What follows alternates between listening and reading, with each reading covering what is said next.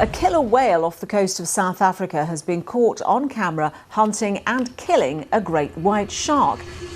We thought we had orcas all figured out. For years, they fascinated us. Those black and white sea wolves slicing through the ocean with grace and raw power. But here's the twist. We were only seeing part of the picture. A new kind of orca has just been discovered, and it's nothing like what we've known before.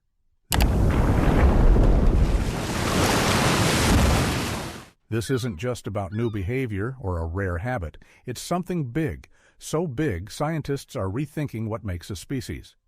What if the ocean's most famous predator has been keeping an evolutionary secret in plain sight? Let's get into it, because this new truth about orcas is more surprising than anything we imagined. The orca species that wasn't supposed to exist. It makes you wonder what we're doing confining these majestic and clearly very dangerous creatures. For a long time, this top predator of the ocean seemed easy to define. Orcas, sleek, smart, black and white, were all grouped under one name, Orcanus orca. It didn't matter where they showed up, whether in icy Arctic waters or the warm Pacific, they were seen as the same animal. That global consistency became part of their legend. A super predator that could thrive anywhere and hunt almost anything. But along the Pacific coast, from Alaska down to California, that idea started to show cracks. The change didn't happen all at once. There was no big moment of discovery. Instead, it started with a slow buildup of odd details that science couldn't ignore anymore. Why did some orcas hunt in silence while others filled the ocean with clicks and calls?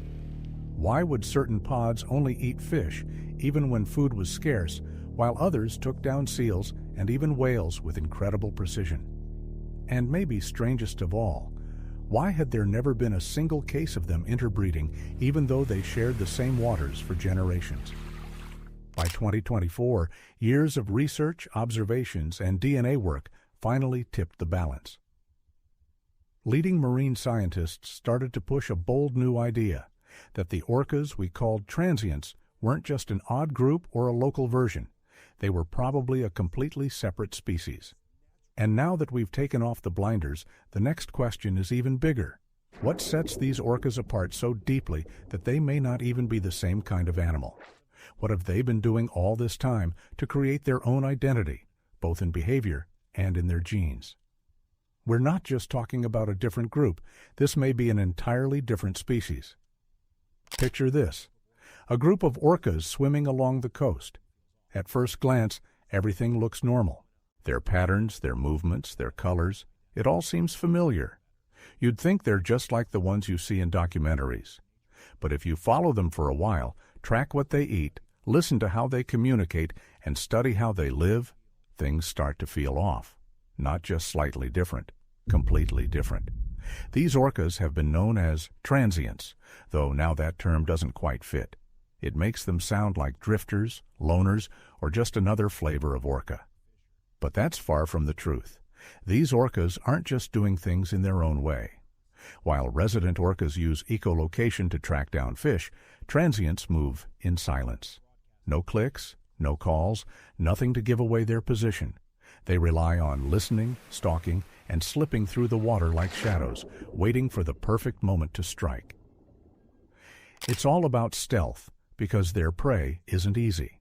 These orcas go after sea lions, seals, porpoises, even young whales, animals with strong senses and the ability to fight back. Hunting them takes sharp minds, tight teamwork, and serious strength. To match this way of life, their bodies have adapted too. Transients are usually a bit longer and heavier than residents. Their jaws are stronger, built for holding and tearing rather than snapping up small fish. Their teeth are flatter, more worn down, evidence of years spent biting through thick skin and bone, not slippery salmon. Even their dorsal fins tend to lean at a sharper angle. And unlike the big extended families seen in resident pods, transients move in smaller, tightly knit groups, often just a mother and her young. These smaller pods are fast, focused, and perfect for the careful coordination that mammal hunting demands. If resident orcas are like a choir, always singing together, transients are more like a silent special ops team. What's showing up here isn't just a difference in habit, it's true specialization. Transient orcas are far quieter overall, especially when they're on the hunt. Most of the time, you won't hear them at all. And as scientists kept digging, the question changed. It wasn't just, why are they different? It became, how long have they been this way? A genetic rift, 300,000 years. Deep. Sometimes the clearest answers are written in the smallest code, and for orcas it was DNA that finally told the story their looks couldn't. Genetic studies didn't just confirm that transients and residents were separate, they showed just how far apart they really are. The numbers were staggering, about 300,000 years of genetic separation. That's longer than modern humans have existed. Back when the continents looked mostly like they do today, but the animals roaming them were completely different, these orcas had already gone their separate ways. While our early ancestors were just beginning to shape tools from stone, these two orca lineages had already split. And they didn't just drift apart, they evolved down different paths, shaped by diet, location, and behavior. This wasn't just a matter of orcas growing up in different waters or eating different food. This was true evolutionary separation. Even though they sometimes share the same coastlines, transients and residents have never interbred. Not once. That's incredibly rare, especially for marine mammals living in the same space. Researchers with the National Oceanic Atmospheric Administration have long been searching for this species dubbed Type D killer whale. Alicia's been looking for it too. But it's exactly what researchers at the National Oceanic and Atmospheric Administration have been looking into for years, especially in the search for what they've been calling the Type D killer whale. In the world of evolutionary science, this kind of reproductive split is a big deal. When two groups live side by side but still don't mate, it means something major has changed. It's no longer just about different habits or cultures, it's about their very biology drifting apart. And the differences don't stop with how they breed. Genomic studies have revealed key differences in immune systems, mitochondrial DNA, and even how their brains develop. Even the way orcas hear and process sound, their unique acoustic patterns, is tied to their genes. It's not just learned behavior, it's hardwired. These aren't orcas that might someday blend back together. They've become strangers. So now, with their biology pulling in one direction and their behavior backing it up, we're faced with a hard truth. We've been misclassifying an entire species for generations. But how could we have missed something so big for so long? The answer lies in how we see, or more often, how we don't. What gets overlooked when it's hiding in plain sight? Transient orcas have been there all along, and realizing we didn't recognize them for what they truly are is one of the most humbling moments in science. Just because something looks familiar doesn't mean we understand it. And with orcas, that familiarity might have blinded us more than anything else. For decades, researchers had all the signs, differences in behavior, sounds, diet, even how they live together. But it was all filed under ecotypic variation, small changes within one species. It felt simpler to believe that orcas were just unusually adaptable rather than admit we'd gotten their identity wrong. After all, how could a new species be hiding in the most filmed, studied, and beloved marine animal on the planet? But that's where the mistake happened. The more iconic an animal becomes, this symbol of smarts, beauty, and strength, the more we convince ourselves we know it inside and out. So when a whale doesn't make noise, we say it's shy. When it avoids others, we call it antisocial. When its teeth wear down differently, we blame its meals. We had the tools to tell the difference. What we didn't have was the mindset to believe that a difference that deep was even possible. Adding to the problem was taxonomy itself, our system for naming and organizing life. For centuries, it focused almost entirely on appearance, and by that standard, orcas all look pretty much the same. But behavior, communication, and culture? These are newer, more complex ways to draw lines between species, and they don't leave behind bones or fossils. What finally made things shift wasn't one big discovery. It was the steady pileup of facts. Across decades, the same patterns kept showing up. This wasn't just lifestyle variety within a species. These were two completely separate ways of being, two kinds of whales living in the same waters but following entirely different rules. They spoke different languages, taught their young different lessons, and evolved on different paths. Now that the blinders are off, we're starting to truly see how deep the divide runs. And right at the center of that difference is something powerful, a way of life we barely understood until now. That brings us to what's next, the sharp, strategic, and absolutely remarkable world of the mammal hunters, the mammal killers. To really understand these newly recognized orcas, you have to watch how they hunt, because for them, every move they make, every sound they don't make, is about survival. It's a game of patience, skill, and precision, and the stakes are always life or death. These aren't fish chasers echoing through coral reefs. These are precision mammal hunters, and their methods show just how far they've drifted from their fish-eating cousins. Transient orcas don't call out or click their way through the ocean. They move in total silence, avoiding echolocation completely. While resident orcas use sound to navigate and find food, transients see sound as a risk. The animals they hunt, seals, porpoises, sea lions, even young whales, have sharp hearing. One misplaced click, and the hunt is over before it begins. Instead, transients use passive listening and stealth. They glide just under the surface, completely silent, until it's time to make their move. Their bodies are built for this type of hunting. Their jaws are bigger and more muscular, their teeth duller from years of grinding through bone and cartilage. Even their skulls are shaped differently, designed to deliver powerful, crushing bites. These aren't animals that just grab whatever's around. They're built for one thing, taking down fast, smart, and sometimes dangerous prey. One wrong move could mean serious injury or worse. But these orcas don't just rely on strength, they win by being smarter. They hunt in small groups, usually 3 to 7 whales, often close family. These tight pods make coordination easy. When they go in for a kill, it's like watching a well-rehearsed play. 1 or 2 act as decoys, leading the prey into shallow water. Others circle from the sides. Then, when the time is right, a tail slap or a targeted bite finishes the job. It's fast, it's brutal, but it's incredibly precise. There's no rushing, no confusion, just cold, calculated teamwork. It's not about speed or size, it's about strategy. These orcas succeed because they learn, they plan, and they adjust as they go. And the more we study them, the more obvious it becomes that what we're seeing isn't just instinct. It's something deeper, something cultural. Which brings us to the complete opposite kind of orca, the ones who don't hunt with silence and teeth, but with sound, strong family bonds, and salmon. The salmon singers. Where transients move like quiet hunters on a mission, resident orcas live in a very different world, one full of sound, connection, and shared routine. While transients keep to small, quiet groups, residents are social and loud, often traveling in large pods that span multiple generations. These whales don't work like hunting teams. They behave more like extended families. Their diet is also completely different. Resident orcas eat fish, mostly salmon, and they use their voices to find it.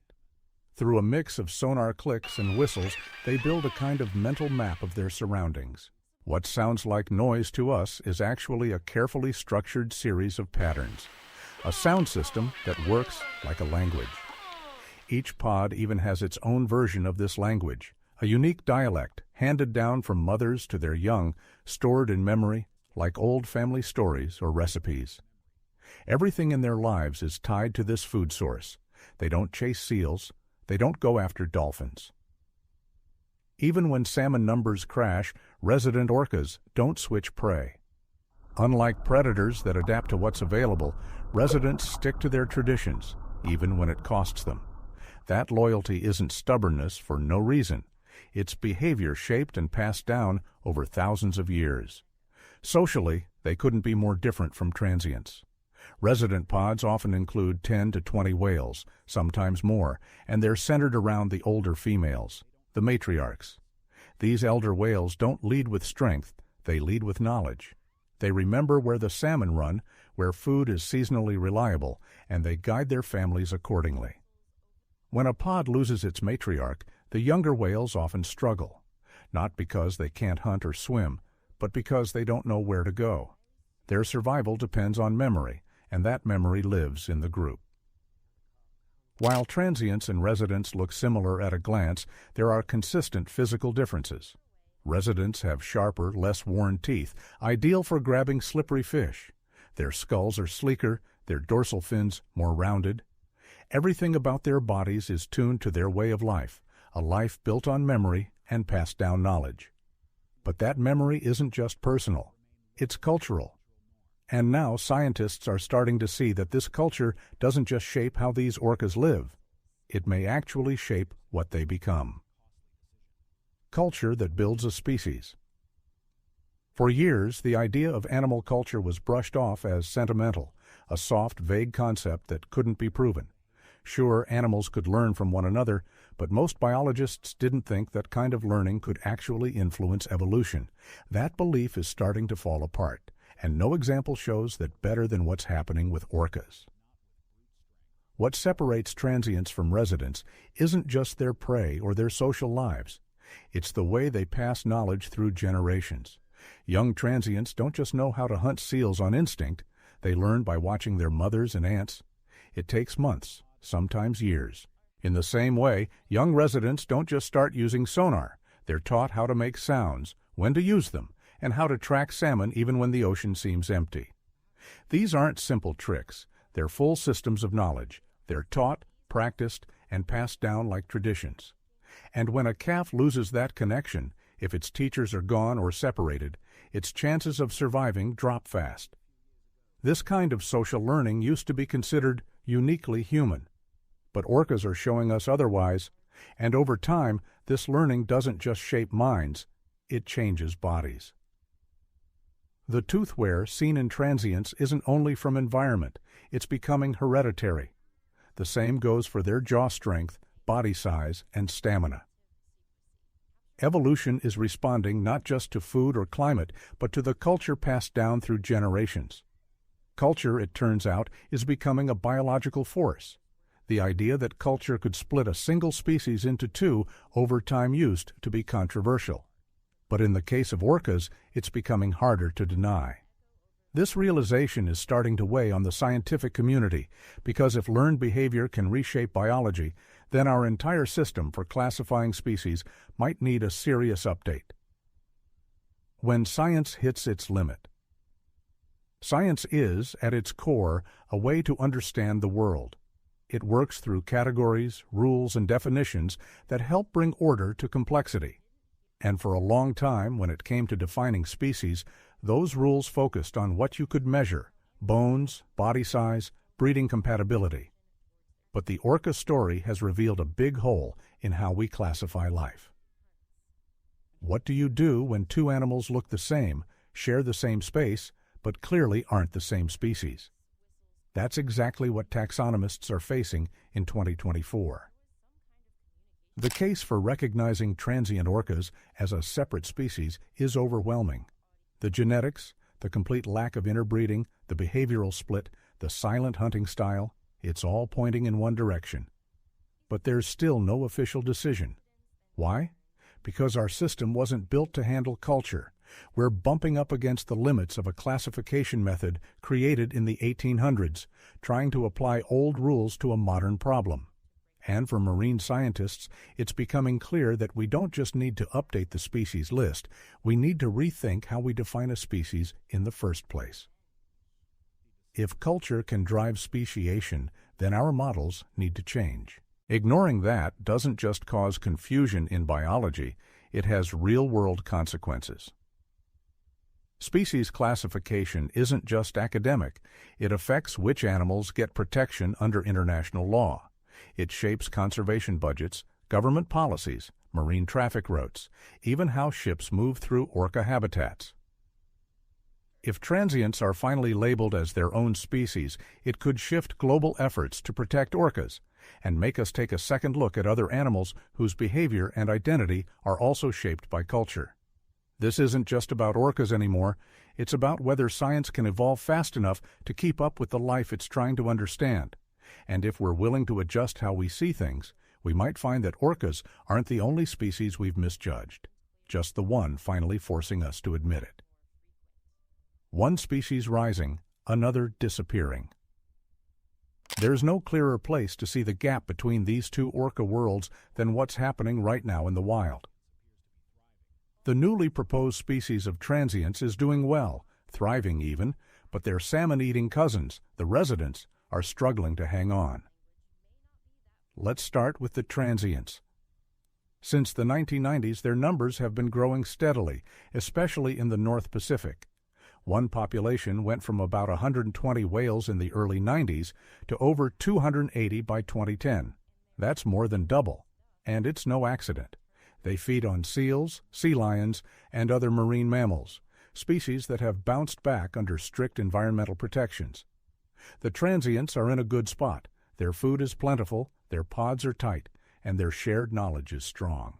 Their evolutionary path is paying off. Now look at the southern resident orcas. Their name might sound peaceful, but their situation is anything but. This group is in serious trouble. Their favorite food, Chinook salmon, is disappearing thanks to overfishing, damaged rivers, and changing ocean conditions. Even though they have access to vast stretches of coastline, the residents won't change what they eat. Even when they're starving, they stick to their traditions. And that's not a mistake. It's part of who they are. But in a fast-changing world, that loyalty is becoming deadly. And the problem goes beyond just being hungry. Resident orcas are deeply structured around family, especially older females. These matriarchs don't just lead, they hold the group's memories. They know the feeding grounds, the migration paths, the calls. When one of them dies, it's not just a personal loss, it's a collapse of generational memory. Without that knowledge, younger orcas are lost. They can't just figure it out on their own, they don't know where to go or how to find food. Their survival depends not just on biology, but on inherited wisdom. And that's what makes the misclassification of orcas so heartbreaking. For decades, conservation efforts treated them as one species with one set of needs. But they're not the same. Transients are growing in number. Residents are fading. And by the time we understood the difference, it might have been too late to help one of them. This wasn't just a labeling mistake. It was a warning, one that goes far beyond orcas. Because if we missed this, what else have we been missing? By now, it's clear the orca story is bigger than taxonomy, bigger than conservation. It's a mirror, showing us how little we still know about the life around us, even the parts we think we've studied the most. Think about it. We've tagged, tracked, filmed, and admired orcas for decades. They live near our coastlines, not hidden in some deep-sea trench or remote jungle. And still, we didn't see it. That should make us pause, and maybe even change the way we approach science. Because nature doesn't always follow the rules we've written. Life evolves faster than our systems. It breaks our categories, bends our definitions. Culture, communication, memory? These things don't leave behind bones. They don't fit neatly into field guides or flowcharts. But they shape species just as powerfully as genes do. And it's not just orcas. We're seeing signs of culture-driven evolution in animals like elephants, dolphins, wolves, parrots, even crows. Dialects, tool use, migration routes, group teaching. There's a pattern here. So now we have to ask, how many other species might be hiding similar stories? Lineages inside a species shaped not just by environment, but by knowledge passed down through time. Orcas are just the clearest example, but they're forcing scientists to rethink a basic idea, that behavior, learned, taught, repeated, can reshape biology. That what a species does can help define what it is. So what happens now? Maybe we'll have to update how we define species. Maybe we'll need a broader view of ecology, one that includes language, tradition, and learning, not just DNA and bone structure. Maybe we start paying more attention to the ways animals are already communicating, if we just listen long enough to hear it. Whatever comes next, one thing is certain. The orca story didn't tie up any loose ends. It opened 1,000 new questions. The final reckoning. This discovery didn't come from some deep, hidden corner of the planet. It came from the familiar, from an animal we thought we already understood. And that's what makes it so powerful. The idea that orcas, these smart, majestic creatures we've admired for generations, could hold multiple species within one name. It's not just fascinating, it's transformational. Because it reminds us, the biggest discoveries don't always live at the edge of the map. Sometimes they're sitting right in the middle of what we thought we knew. We now understand that transient orcas likely represent a separate species, shaped by silence, shaped by strategy, shaped by centuries of cultural learning. Their differences aren't on the surface, they're in their DNA, in their behavior, in every quiet move they make.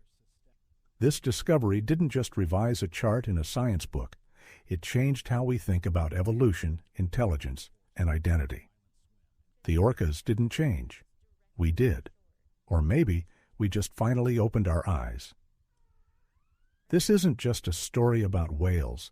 It's a story about perception, about what happens when science becomes humble enough to say, maybe we were wrong. And it's a reminder to all of us to look again, to listen closer, to question what we assume is obvious. Because the moment we truly saw transients for what they are, everything changed. Not just for them, but for how we understand the entire living world. And maybe the most exciting, and a little scary, part of all this is knowing that there are likely more discoveries just like this, waiting quietly in the places we thought we already knew best. Do you think there are more species out there hiding in plain sight, just like the orcas? Let us know what you think in the comments, and if you want to stay updated on stories like this, surprising, eye-opening discoveries, don't forget to like, subscribe, and click the bell icon. Thanks for watching, and see you next time.